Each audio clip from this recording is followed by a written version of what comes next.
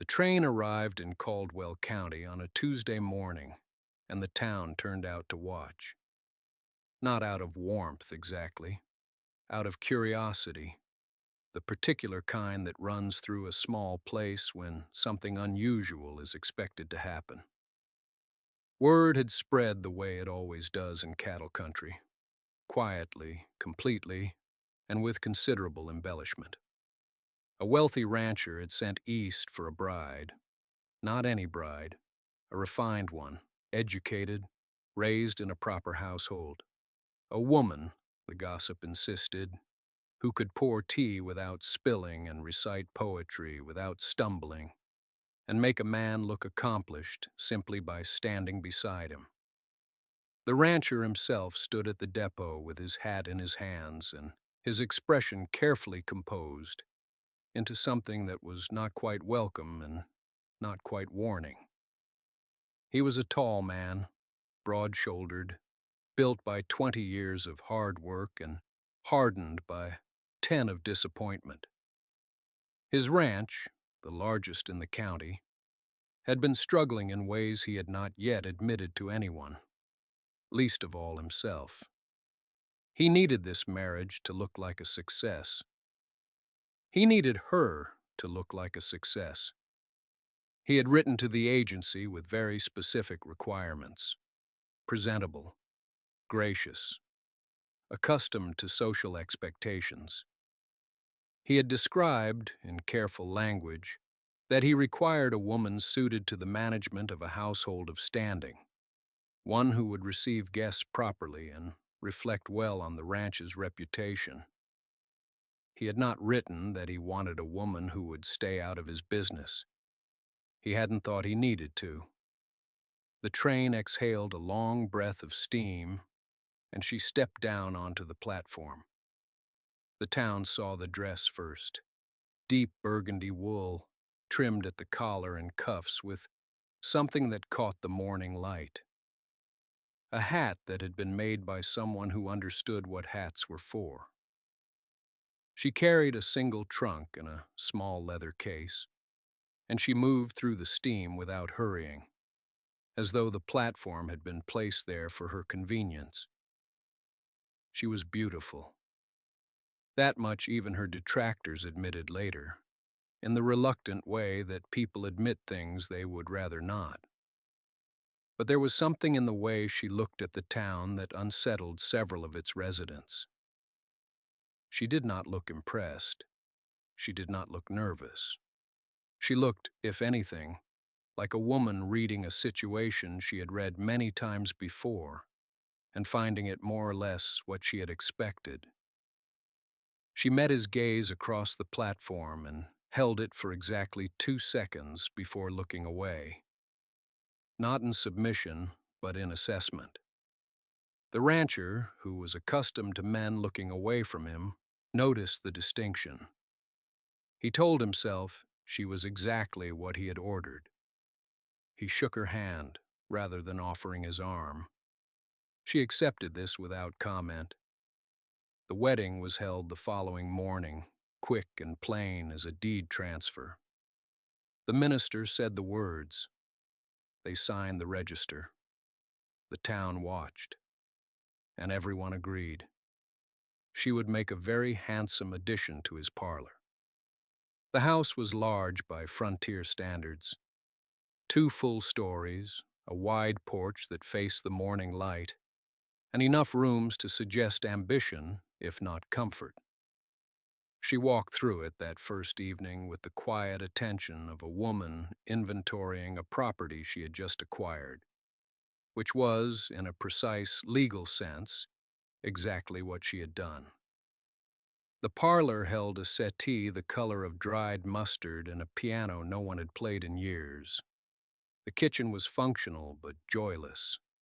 The upstairs room smelled of cedar and long absence. He watched her move through it and saw, he believed, approval. Women wanted large houses. He had provided one.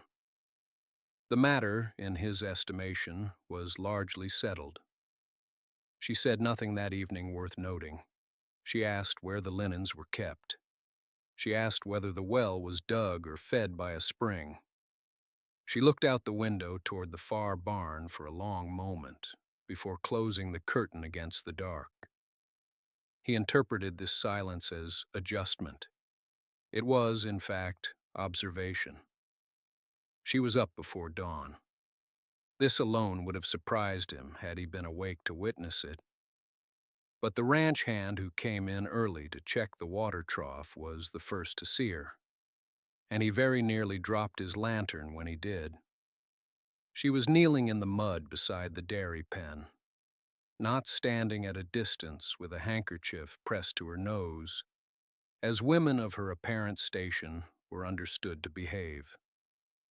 Kneeling. Her traveling dress, the dark green one she had arrived in, still the best thing she owned, was pressed into the muck at the hem and the knee. She had already coaxed the nearest cow into a slow rhythm of release, her hands moving with the easy confidence of someone performing a task as natural as breathing. The hand stared. She did not look up. By the time the other men drifted in from the bunkhouse, word had already traveled the way words always travel on a ranch, faster than horses and louder than it needed to be. They gathered at a respectful but deeply entertained distance. One of them laughed, a short bark he tried to cover with his hand. Another nudged his neighbor. The new bride, imported at considerable expense to grace the front parlor and represent the rancher's rising status, was milking a cow before breakfast. She finished the pail, set it aside, examined the animal's flank with a brisk professional attention, and stood. There was mud on her knee. There was mud on her wrist. She looked at the assembled men with the expression of someone who had expected to be observed and had decided some time ago not to care. Then she looked at the milk and frowned, not with displeasure but with the focused consideration of a person who has just confirmed a suspicion. She picked up the pail and walked back toward the house. The men looked at each other. No one had quite the words for what they had witnessed. But the laughter, quietly, had stopped. She carried the pail into the kitchen with the same unhurried authority she might have carried a ledger into a boardroom. Had the world been arranged differently?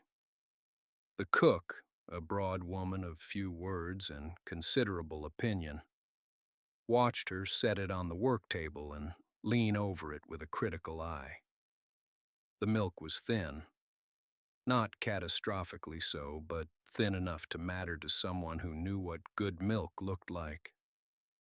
She tilted the pail slightly, studying the way the liquid caught the morning light coming through the single kitchen window. Then she straightened, wiped her hands on her already ruined skirt, and asked the cook a question. Not a grand question, a practical one. She asked how long that particular cow had been giving thin milk. The cook looked at her the way people look at something unexpected standing in their kitchen. Then, apparently deciding that honesty required less effort than evasion at this early hour, she said, "Since spring, maybe longer." Nobody had paid it much mind. She nodded as if this confirmed something she had already calculated. She asked about the rest of the herd. How many dairy animals, what they were fed, whether anyone had checked their pasture rotation. The cook's expression shifted from wariness to a cautious sort of interest. She answered what she could, shrugged at what she couldn't. Outside, the rancher had not moved from the yard. He stood where the men had left him, in the particular posture of a man whose dignity has received a blow it has not yet processed. He had expected many things from the morning after his wedding. He had not expected to be standing in his own barnyard at sunrise, hat in hand, watching ranch hands disperse with the poorly concealed expressions of men who intended to discuss what they had seen the moment they were out of earshot. He was a proud man. That much was clear in the set of his jaw, the way he wore his clothes, the way he had furnished his parlor with things imported from back east. He had built something here, built it from hard ground and harder years, and he had wanted a wife who would reflect that, not manage it, reflect it. What he had witnessed did not fit the reflection he had imagined. He went inside. She was still in the kitchen, speaking to the cook in a low, direct voice, sketching something on a scrap of paper with a pencil she had apparently found in her apron pocket. He stood in the doorway. She did not look up immediately. When she did, her expression was composed, not cold, not triumphant, simply present. He asked, with the stiff precision of a man choosing his words carefully, what she thought she was doing. She looked at the pail. She looked at the sketch. She looked at him. She told him that his dairy operation was losing him money in a way that was quiet enough to go unnoticed for years, but significant enough that it would eventually matter. And then she asked if he wanted to know why.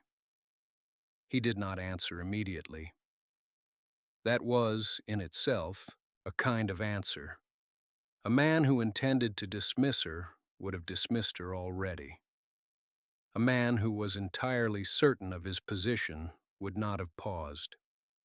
He paused. And in the silence between her question and whatever he was about to say, she set the pencil down on the table with a quiet, deliberate click and waited. The cook found something urgent to attend to near the back of the kitchen. He stepped into the room. Not all the way. He stopped near the table, the way a man stops when he is not yet sure if he is entering an argument or a conversation. He looked at the sketch she had made. It was precise, more precise than he had expected. Columns of numbers down one side, a rough diagram of the dairy yard on the other, lines connecting one to the other with a logic that was legible even to a glance. He had not asked for that. She had produced it anyway, apparently in the time it had taken him to stand at the window and collect his thoughts. He asked her where she had learned to think this way. She told him her father had kept a dairy farm in Virginia before the war, that she had been his only child, that he had not treated that as a reason to teach her less. He had treated it as a reason to teach her more. She said this without sentiment and without apology, the way a person states a fact they have long since stopped feeling the need to defend. He looked at the numbers again. She waited. There was a particular kind of pride he carried, and she had understood it from the first hour, understood it the way a woman understands the architecture of a room before she has been invited to sit down in it. It was not cruelty. It was structure. He had built his life around the idea that he knew the shape of things, and the shape of this had not been what he expected. That was the difficulty, not her competence.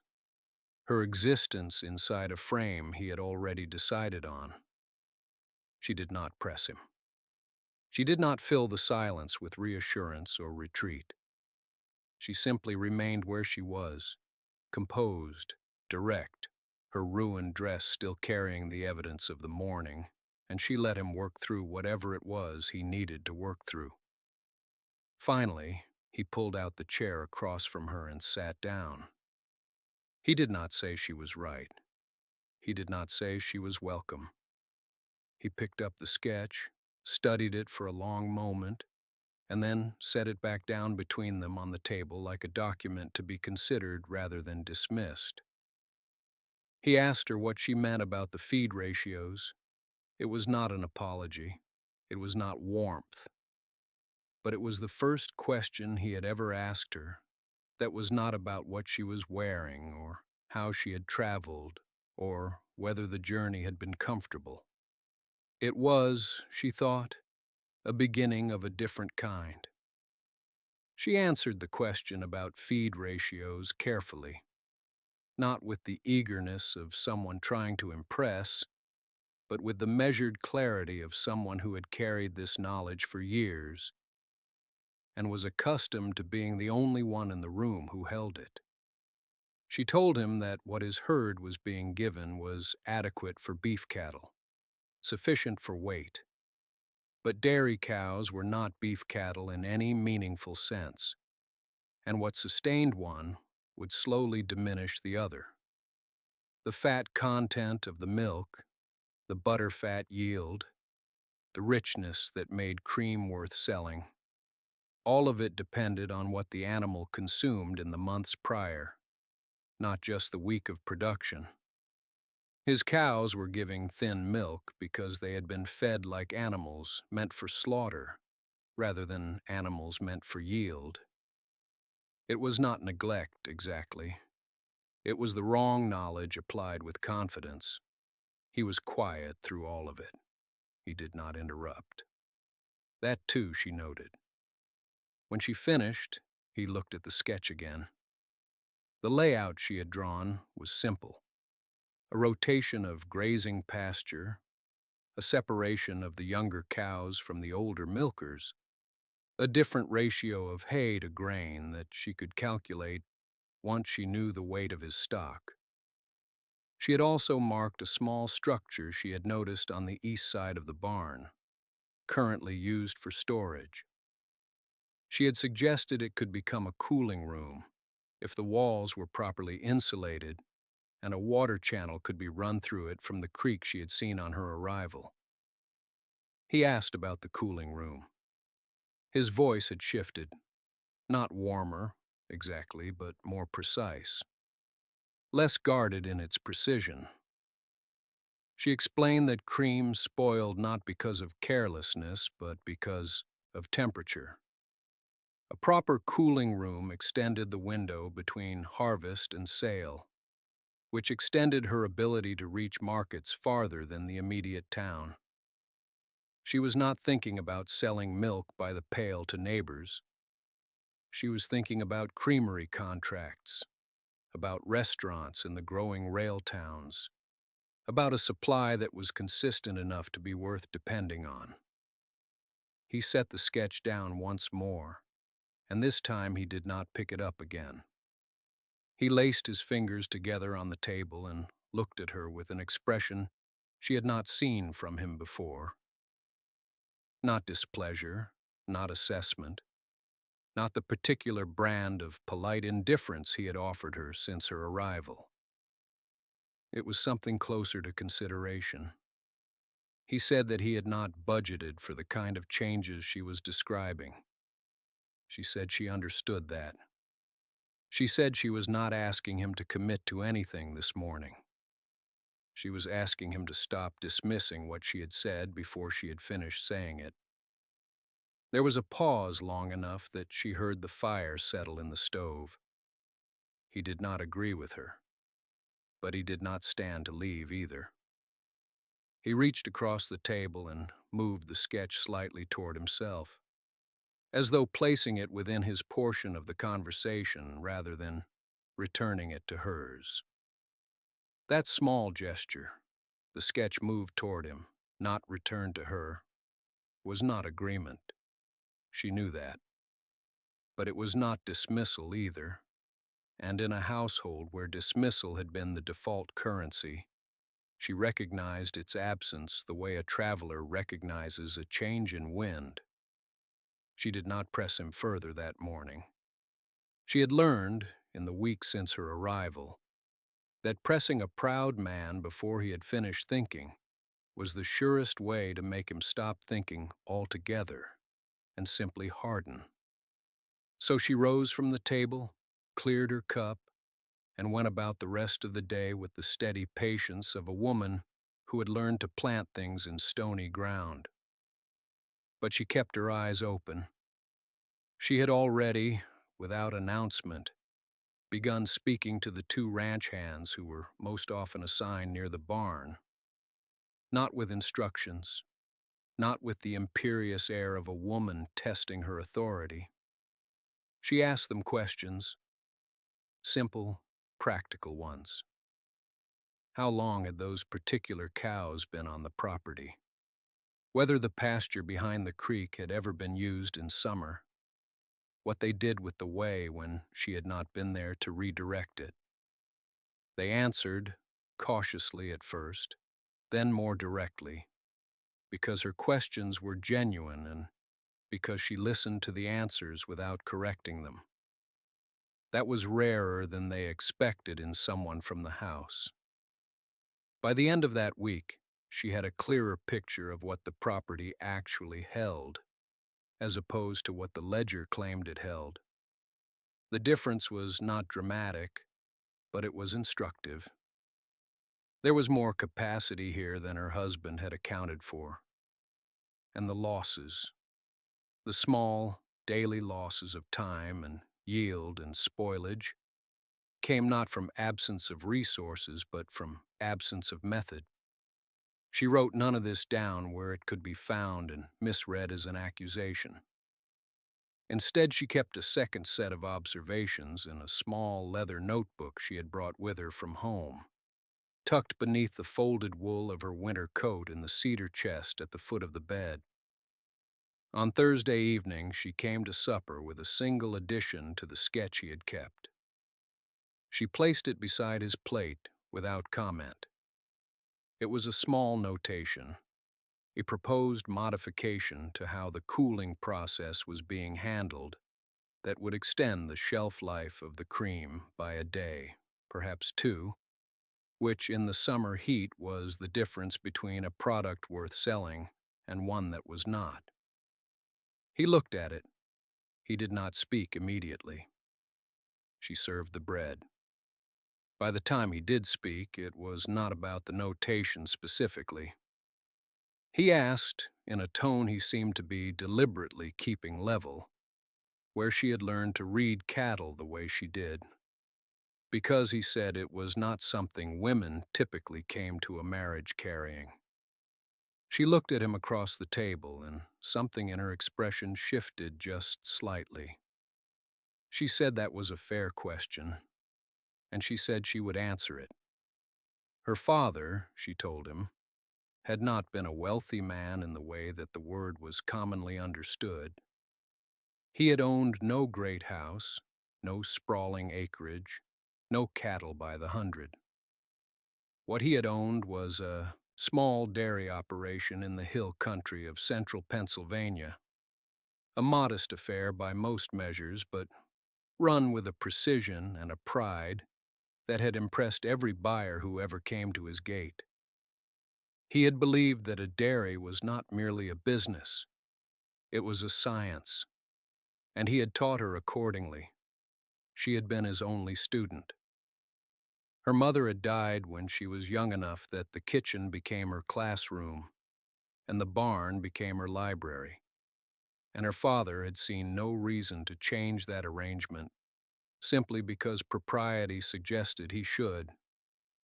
He taught her how a cow's diet altered the fat content of her milk.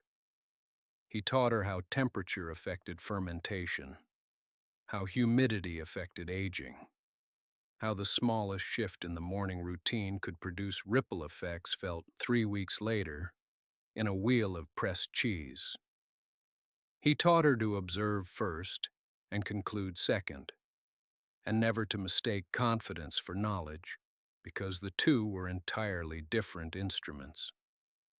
She said all of this quietly, without sentiment, the way a person recites geography, not because the landscape meant nothing, but because it meant too much to dramatize. He had listened without interrupting. That, she would reflect later, was when she began to recalibrate her assessment of him. She told him her father's operation had been purchased, eventually, by a larger concern, not taken from him. He had sold it willingly, at a fair price, when his health no longer permitted the early mornings. He had used the money to give her an education, not a finishing school, she said, though she had attended one of those too, but a real education. Books, travel when it was possible, correspondence with a woman in Vermont who had written extensively on cream separation and the chemistry of butter cultures. She had arrived at this ranch carrying all of it, pressed flat between the layers of her practical mind, invisible beneath the good dress and the careful posture. He set down his fork.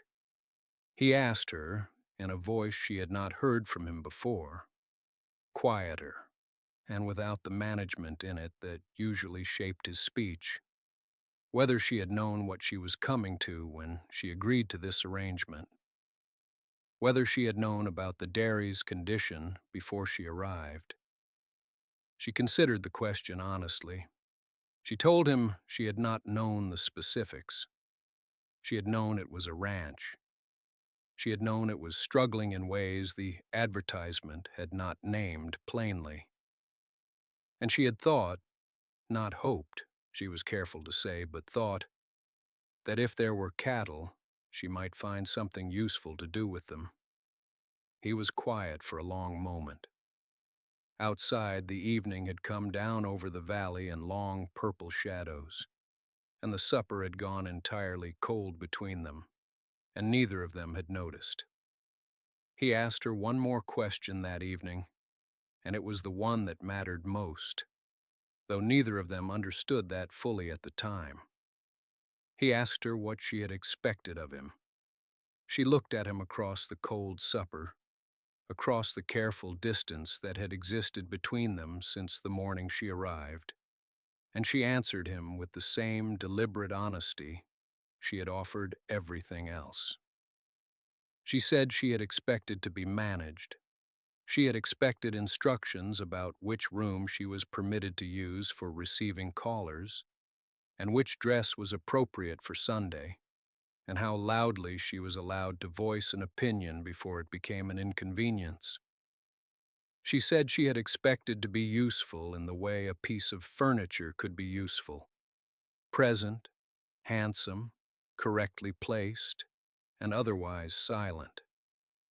He did not flinch from this. That surprised her. He said slowly that she had not been entirely wrong in that expectation. She said she knew. There was a long silence after that, the kind that does not feel empty so much as it feels like two people standing at opposite ends of a narrow bridge, each uncertain whether the planks will hold their combined weight. Outside, the wind had come up across the valley. Somewhere in the distance, one of the horses shifted in the stable, and the sound of it carried faintly through the kitchen wall. She stood and began to clear the plates, not because it was expected of her, but because she needed something to do with her hands while the conversation settled into its new shape. He watched her for a moment. Then, in a gesture that was wholly unlike him, unpracticed, almost awkward, he rose and carried his own cup to the basin without being asked. She did not comment on it, but she noticed. The following morning, she returned to the dairy barn before the ranch hands arrived. She had been thinking through the night about the second pen of cows, the ones that had been producing inconsistently, and she had formed a theory about the feed mixture that she wanted to test quietly before she announced anything. She was not in the habit of announcing theories. She was in the habit of testing them. She was measuring the grain by hand when she became aware that someone was standing in the doorway behind her. She expected one of the hands. She did not expect him. He stood at the threshold of the barn in the early gray light, hat in hand, not managing anything, not directing anyone, simply watching her work with an expression she had not yet learned to read. She asked him, without looking up from the grain, whether he had come to supervise. He said no. She asked him what he had come for then. He was quiet for a moment. The morning light was coming in thin and silver through the gaps in the barn wall, and dust was moving slowly in it, and the whole scene had a quality of something just on the edge of changing. He said he supposed he had come to learn. She did not answer him immediately. That was not coldness. It was simply that she had learned, long before she arrived at this ranch, that words given too quickly were worth less than words given at the right moment. She finished measuring the grain. She set the scoop down with care. Then she turned and looked at him standing in the doorway with the gray morning behind him and his hat held against his chest like a man at a graveside. Not from grief, she thought, but from something closer to humility. She told him that learning was a serious thing, that it required patience and quiet and a willingness to be wrong in front of someone else. She asked him whether he understood that. He said he thought he did. She studied him for a moment longer. Then she told him to come in and close the door behind him so the cold did not reach the animals. He did. She showed him how she read the condition of a cow's coat before she touched the feed, how a dull coat told one story and a rough coat told another, how the eyes carried information that most men never thought to look for because they were too busy watching the milk pail to watch the animal itself. He listened. He did not interrupt. He did not offer corrections or suggest that his own judgment might hold equal weight. He simply watched where she pointed, leaned in when she indicated something, and asked 2 questions, both of them good ones. She noted that. A man's questions revealed the shape of his thinking, and his questions were precise and genuine and without any trace of performance. When they came to the second pen, she explained her theory about the feed mixture. She told him it was only a theory yet, that she would not know for another week whether she was right, and that she had not mentioned it to anyone because she did not make announcements about things she had not yet proven. He said that seemed wise. She said it seemed obvious. There was a brief silence. Then, unexpectedly, he smiled. Not the polite social smile she had seen him produce at supper when conversation required it, but something smaller and more unguarded. The kind of smile that belongs to a man who has just heard something that struck him as genuinely true. She turned back to the pen before he could see that she had noticed. The morning continued around them in its ordinary way. The sounds of the ranch waking, the shifting of animals, the thin light strengthening slowly across the barn floor. Neither of them spoke much, but there was something in the shared quiet that had not been there before, something that felt less like tolerance and more like the careful, early architecture of trust. She was not yet certain what to do with that. The theory proved correct. She knew it on the 7th morning when the first cow's milk came in richer and thicker than anything the ranch had produced in 2 seasons. She did not announce it at breakfast. She did not mention it at supper. She simply noted it in the small leather ledger she had begun keeping, a ledger she had purchased herself from the dry goods store in town, paying from the household account with the quiet authority of a woman who has decided that record-keeping is not optional. He noticed the ledger before she told him about the milk. He saw it on the kitchen table one evening, open to a page of careful columns. Dates, yields, feed costs, weather conditions, a small notation about temperature and the effect of morning cold on production. He did not pick it up, but he read what he could from where he stood, and when she came in from the cold and saw him looking, she did not move to close it. She simply said that the feed adjustment had worked. He asked by how much. She told him. The number was not dramatic. It was not the kind of figure that makes a man sit down suddenly and stare at the wall. But it was steady, and in the cattle business, steady is the word that matters most. Steady means next year. Steady means the note at the bank gets smaller instead of larger. Steady means a man can sleep past 4 in the morning without a cold weight sitting on his chest. He was quiet for a moment. Then he asked if she thought the same adjustment would work across all 6 pens. She said she did not know yet, and that she intended to test it pen by pen before making any recommendation. He said that seemed like a good approach. She said she was glad he thought so. It was not warmth exactly. It was something more careful than warmth. The deliberate, measured exchange of two people who are beginning to discover that the other person's judgment can be trusted, and who are not yet sure what to do with that discovery.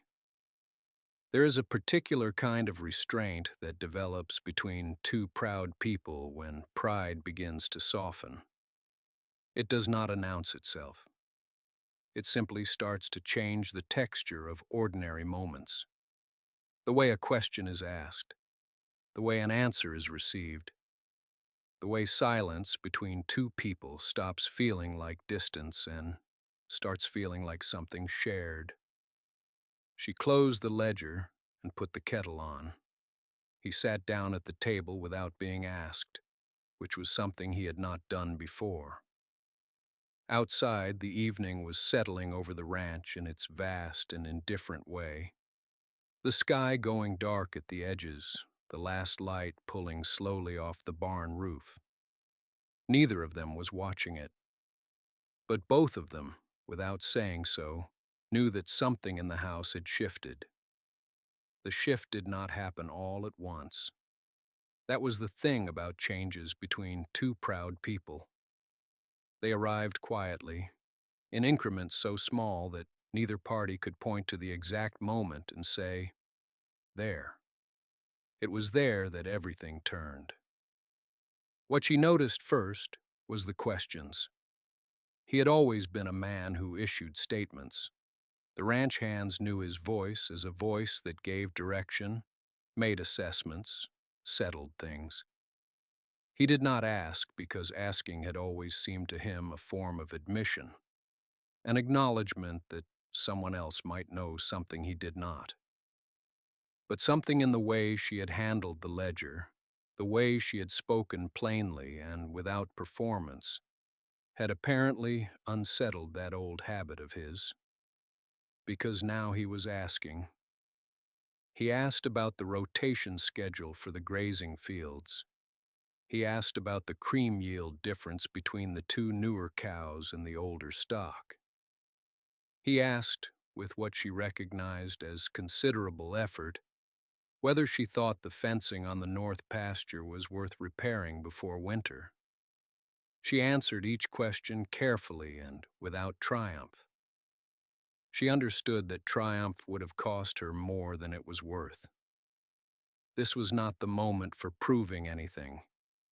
This was the moment for being useful, which is a different thing entirely, and a more permanent one. What he noticed, though he would not have said so plainly, was that she never used information as a weapon. She had every reason to. She knew the books better than he did. She had saved him from at least 2 decisions in the past week that would have been quietly expensive mistakes. She could have let him make them. She could have waited, watched, and allowed his errors to accumulate until he had no choice but to acknowledge her superiority outright. She had not done any of that. The tea sat between them at the kitchen table. The evening had deepened outside into something close and dark and still. Somewhere farther out on the property, one of the hands was calling to another. A distant voice, carrying on the cool air, meaning nothing in particular. He looked at the cup in front of him and said, slowly, that he had been thinking about expanding the dairy operation before spring. He said it carefully, as though the idea might be refused. She looked at him. He said he would need someone who understood which decisions mattered and which ones could wait. Someone who could be trusted with the figures. He did not look at her directly while he said this. He looked at the table, at the window, at the ordinary objects in the room that had no particular opinion about what he was saying. She did not answer immediately. She let the silence hold for a moment, not to punish him, but because the moment deserved its full weight. Then she picked up her cup, and she said she would need to see the figures first. He brought them the following morning. Not a rough summary scratched on the back of an envelope, not a few numbers offered casually over breakfast. He brought a leather-bound ledger, a second folder tied with cord, and a smaller notebook with handwritten margins that she could see, even from across the table, were dense with corrections and second thoughts. He set them down without ceremony and stood back, as though he understood this was not his moment to speak. She sat. She opened the ledger first. He watched her read in the way a man watches weather come in from the west, not certain what it will bring, but no longer pretending he is not watching. She did not rush. She turned each page at the pace the page required. She made a small mark in the margin of the notebook she had brought, her own, worn soft at the corners from use, and once she paused, tapped a line of figures twice with her finger, and said nothing. He did not ask what she had found. He waited. That restraint, she would think later, was perhaps when she began to trust him in full. She closed the last page and sat quietly for a moment. Then she told him what was working, what was wasteful, what the cream roots in the eastern county were charging, and what margins they were leaving on the table. She told him that the butter operation was good, but could be made better, and that the real expansion worth considering was not in volume, but in quality. That there were buyers in 3 territories who paid more per pound for something they could not get elsewhere, and that if he was willing to commit to 1 season of patient work, she could build them that reputation. He listened. He did not interrupt. He did not qualify or redirect or explain what she had already explained to him, better than he could have managed himself. When she finished, he asked one question. He asked if she was willing to do it. She looked at him. This proud, careful man who had expected one thing and received something entirely different, who had stumbled toward understanding the way most people do, imperfectly and a little slowly, but with genuine effort in the end. She said yes. It was not the whole of what she felt, and he knew it, but it was the beginning of what she was choosing. Freely, without obligation, without performance, without anyone in the county watching and deciding what it meant. They were not the match anyone had predicted. They were something more honest than that. 2 people who had looked at each other plainly, past the first assumptions and the earliest disappointments, and found that what remained was solid and true and worth the building. Outside, the light crossed the fields the way it does in that country, wide and unhurried, as though the land itself had decided there was no reason to rush. She picked up her pen. She began,